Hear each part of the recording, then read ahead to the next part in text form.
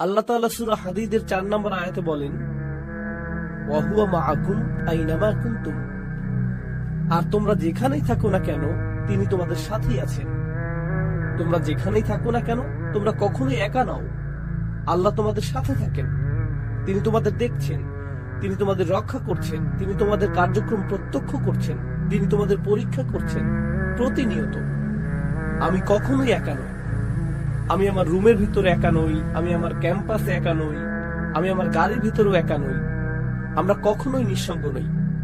আল্লাহ শপথ করে বলছি, যদি আমরা শুধু একটি আয়াত অন্তর দিয়ে উপলব্ধি করতে পারতাম, ওয়া হুয়া মাআকুম আইনামা কুনতুম, তোমরা যেখানেই থাকো না কেন তিনি তোমাদের সাথেই আছেন।